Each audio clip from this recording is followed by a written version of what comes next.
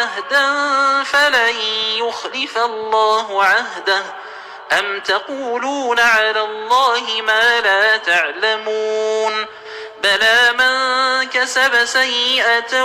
وأحاطت به خطيئاته فأولئك أصحاب النار هم فيها خالدون والذين آمنوا وعملوا الصالحات أولئك أصحاب الجنة هم فيها خالدون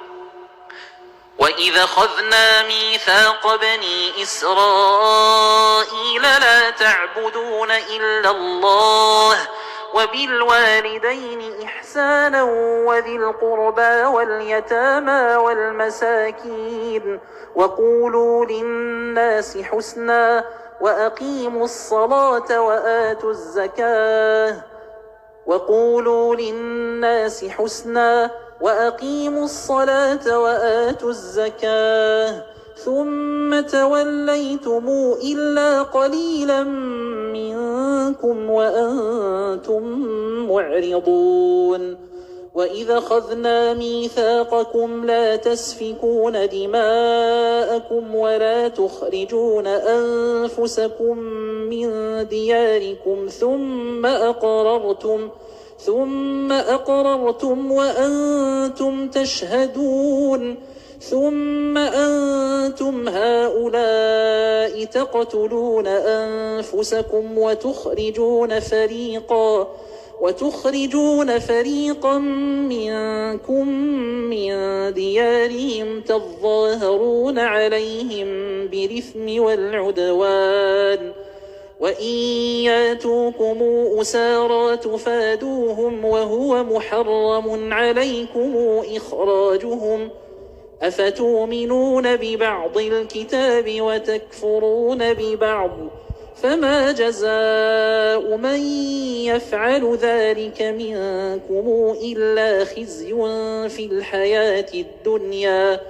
ويوم القيامة يردون إلى أشد العذاب وما الله بغافل عما يعملون أولئك الذين اشتروا الحياة الدنيا بالآخرة فلا يخفف عنهم العذاب ولا هم ينصرون ولقد آتينا موسى الكتاب وقفينا من بعده بالرسل وآتينا عيسى ابن مريم البينات وأيدناه بروح القدس أفكلما جاءكم رسول بما لا تهوى أنفسكم استكبرتم ففريقا كذبتم وفريقا تقتلون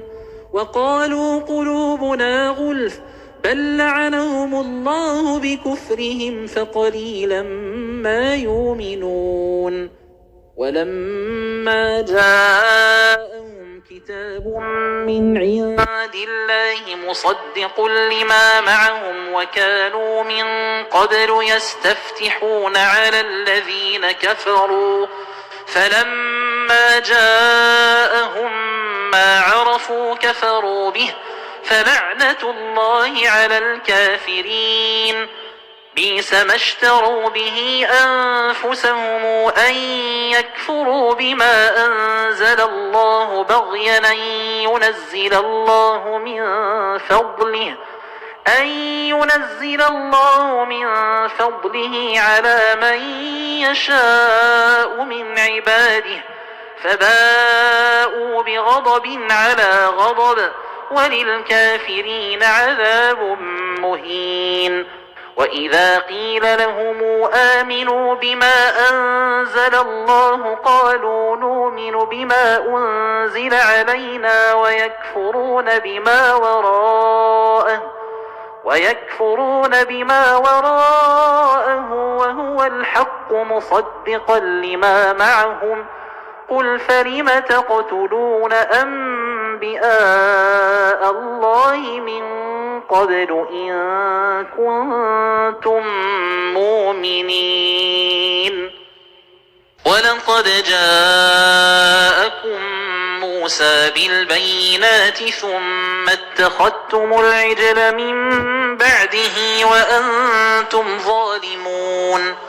وإذا أخذنا ميثاقكم ورفعنا فوقكم الطور خذوا ما آتيناكم بقوة